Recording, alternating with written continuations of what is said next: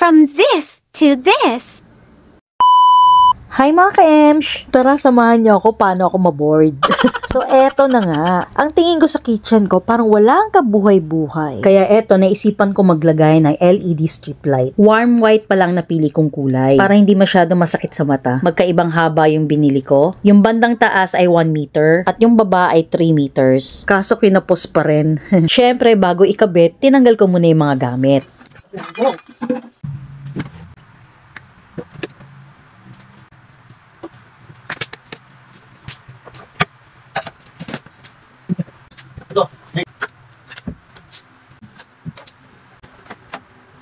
Spice rack!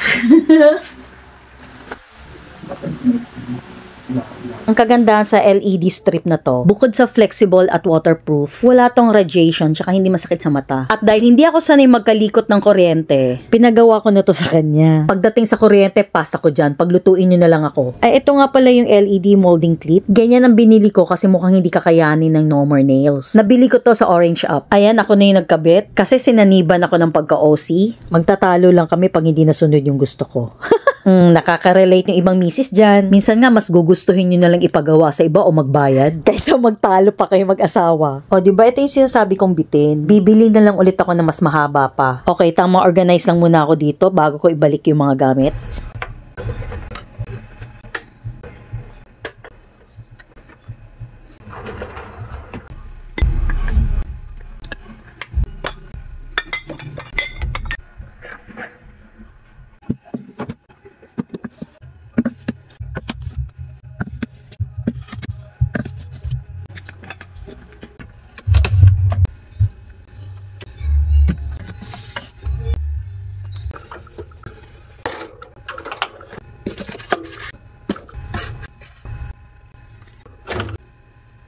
Lumago na siya.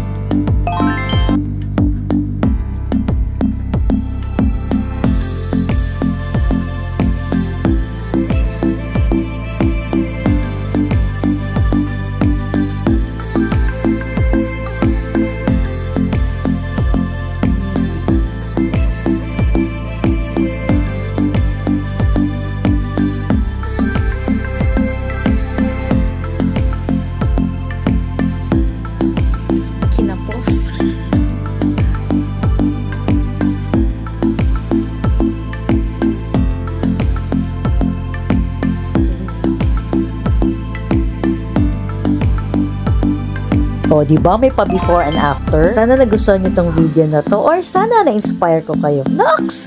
Thank you for watching and follow for more! Toodles!